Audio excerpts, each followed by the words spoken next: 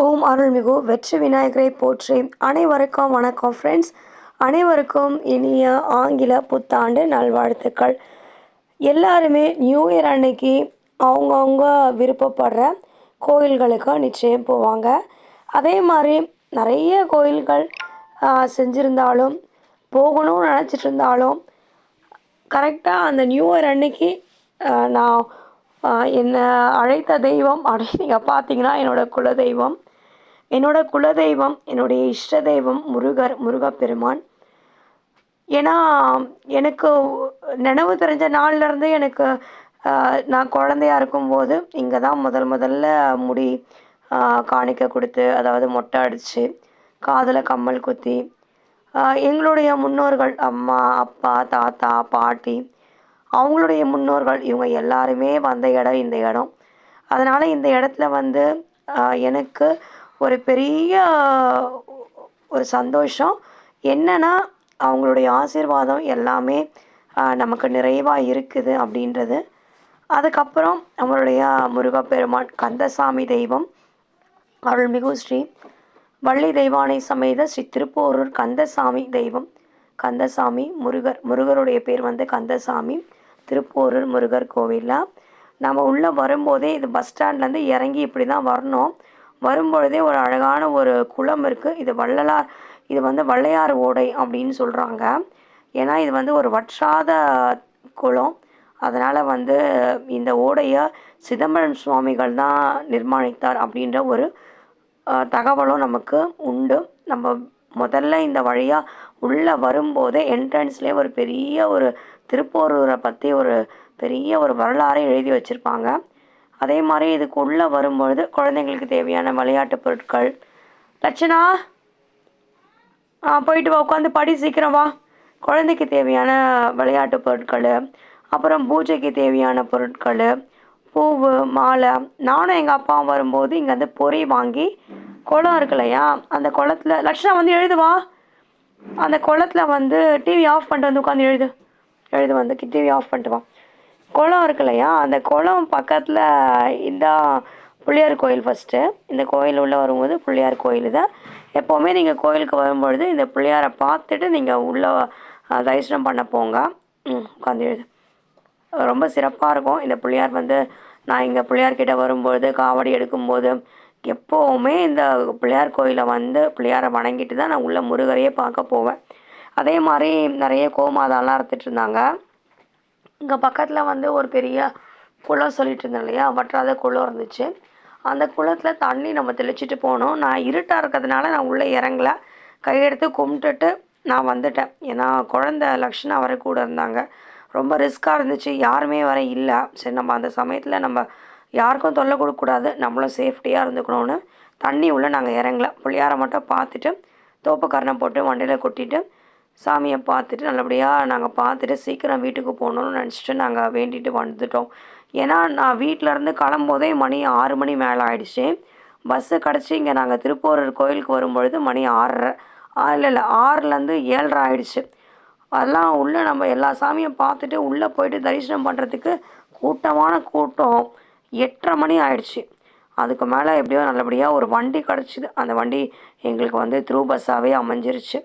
அதனால் நாங்கள் நல்லபடியாக வந்துவிட்டோம் வீட்டுக்கு. ஒவ்வொரு வாட்டி கோயிலுக்கு போகும்போதும் பயமாக இருக்கும், எப்படி நம்ம டைமுக்கு வீட்டுக்கு வர போகிறோம் அப்படின்னு.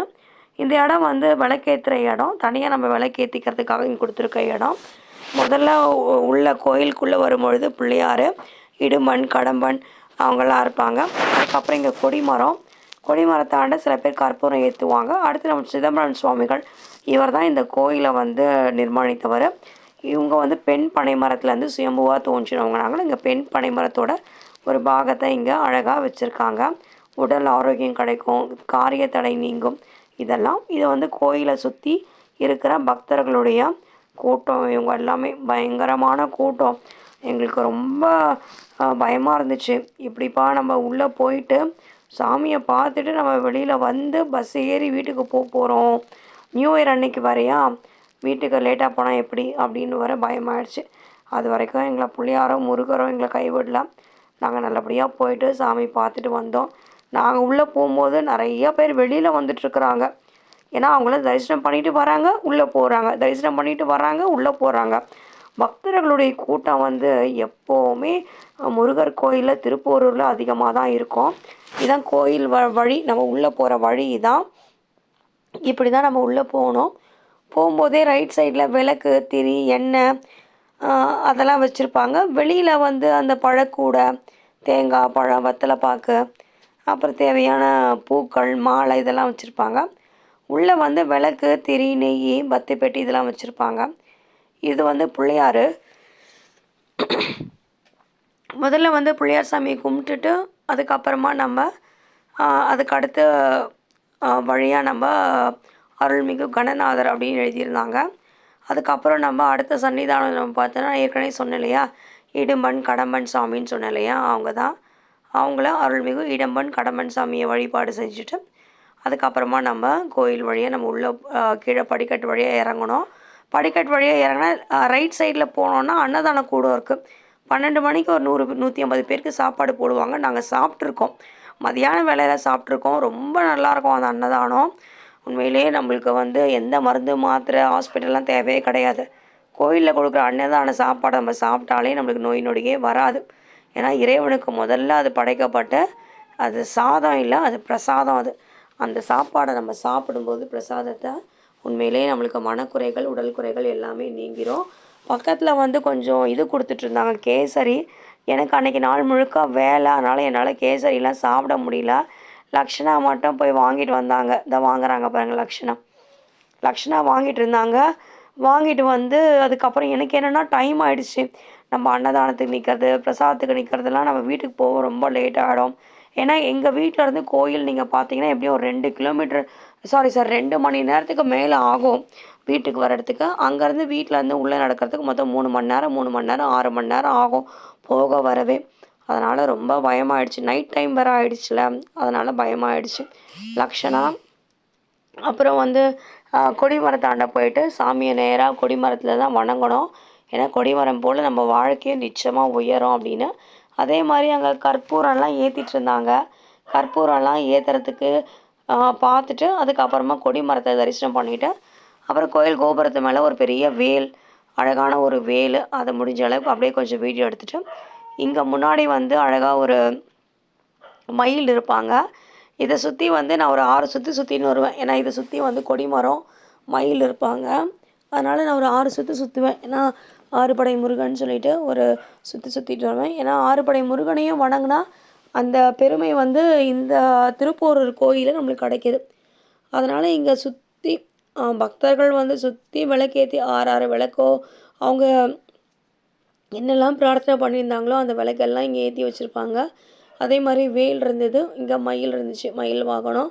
அதனால் நாங்கள் ஒரு 6 சுற்றுறதுக்கு முயற்சி பண்ணி சுற்றிட்டு வந்தோம். அதுக்கப்புறம் இந்த உண்டியெல்லாம் நான் எப்போவுமே வேண்டுதல் வந்து சில பேர் வேண்டிக்க சொல்லுவாங்க, அவங்களுக்காக வேண்டிட்டு உண்டியல்லையும் காசு போட்டுருவோம். எல்லா கோயில் போனாலும் என்கிட்ட ₹1 இருந்தால் கூட உண்டியலில் போட்டுருவேன். அப்புறம் சிதம்பரம் சுவாமிகள் இவங்க தான் இந்த கோயிலை நிர்மாணித்தவர். இந்த பகுதி வந்து முதல்ல ஒரு பனங்காடாக இருந்துச்சு. இந்த பனங்காட்டிலேருந்து பெண் பனைமரத்துலேருந்து சுயம்புவாக தோன்றினவங்க தான் அருள்மிகு வள்ளி தெய்வானை சமேத ஸ்ரீ முருகப்பெருமான், கந்தசாமி பெருமாள். அதனால் வந்து பெண் பனைமரத்தையும் அங்கே தனியாக வச்சுருப்பாங்க. ஸ்ரீமத் சிதம்பரம் சுவாமிகள் 726 பாடல்கள் பாடியிருக்காங்க திருப்போரூர் முருகரை பற்றி. திருப்போரூர் முருகர் வந்து இது ஒரு போர் புரிந்து வென்ற இடம். ஏன்னா திருச்செந்தூர் வந்து கடலில் போர் புரிஞ்சு சூரபத்மனை அழித்த தலம். அதனால் திருச்செந்தூருக்கு ஒரு பெருமை. திருப்பரங்குன்றத்துக்கு வந்து நிலத்திலிருந்து போர் புரிந்து வென்ற தலம், அசுரர்களை அழித்த தலம். அதனால் திருப்பரங்குன்றத்துக்கு ஒரு பெருமை. திருப்போரூர் வந்து விண்ணிலிருந்து போர் புரிந்த தலம். அதனால் இந்த திருப்போரூர் தலம் வந்து போர் புரிந்து வென்ற தலம். இந்த இடத்துல நம்ம பார்த்தோன்னா இந்த கோயில் வழியாக உள்ளே வரும்போது லெஃப்ட் சைடு இடது கை பக்கம் பெண் பனைமரம் ஒரு அடிபாகம் இருக்கும். நினைத்த காரியம் நிறைவேறும், உடல் நலம் ஆரோக்கியம் கிடைக்கும், அதே மாதிரி காரிய தடை நீங்கும், செல்வ செழிப்பு உண்டாகும். இந்த பெண் பனைமரத்தை நம்ம தரிசனம் பண்ணோன்னா அதே மாதிரியே நம்ம சுற்றி வரும்பொழுது கோயில் முழுக்க வந்து நாகர் சுவாமிகள், அதே மாதிரி நிறையா சுவாமிகள் வந்து பிரதிஷ்டை பண்ணியிருப்பாங்க. அதே மாதிரி பதிகங்கள், கந்த சஷ்டி கவசம், கந்தகுரு கவசம், இந்த மாதிரி முருகர் ஸ்துதி பாடல்களும் முழுக்க எழுதியிருப்பாங்க. அதை பார்க்கவே நம்மளுக்கு வந்து நமக்கும் இந்த கோயிலுக்கும் பூர்வ ஜென்மத்தில் உறவு இருக்குது. இது ஜென்ம ஜென்மமாக தொடர்ற உறவு, முருகரோட உறவு, கோயில்களோட உறவுன்னு நிச்சயமாக நம்மளுக்கு தெரியும். சொந்த பந்தம் எல்லாருமே கைவிட்ட போதும் நம்ம உறவுக்காரங்க, தெரிஞ்சவங்க, நம்ம கூட இருக்கவங்க, பழகுனவங்க எல்லாருமே யார் கைவிட்டாலும் கடவுள் நம்மளை கைவிட மாட்டாருன்ற ஒரே நம்பிக்கை தான் இன்ன வரைக்கும் வாழ்க்கையில் ஒரு பெரிய நம்பிக்கையும் சக்தியும் நமக்கு கொடுத்துட்டு வருது. அந்த நம்பிக்கை தான் எனக்கு இன்னமும் கடவுள்ல எனக்கு இருக்கு.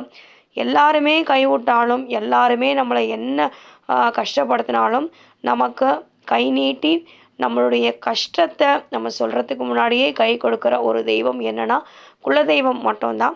அதனால் இப்போ நம்ம வந்து இந்த வழியாக வரணும். வழியாக வந்து பார்த்த உடனே கூட்டமான கூட்டம். எந்த சைட் திரும்புறது என்னன்னே தெரியல. அந்த அளவுக்கு கூட்டமாக இருந்துச்சு.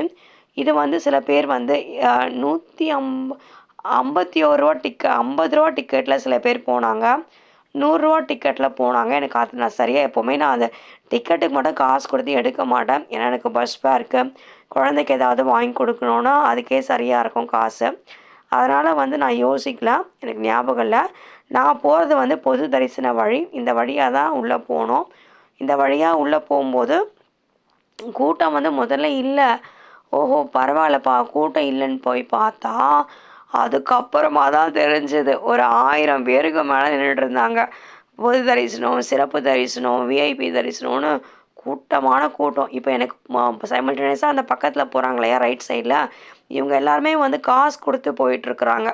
அதான் டோக்கன் வாங்கிட்டு போயிட்டுருக்குறாங்க. அதனால் அவ்வளோ கூட்டமாக இருந்துச்சு.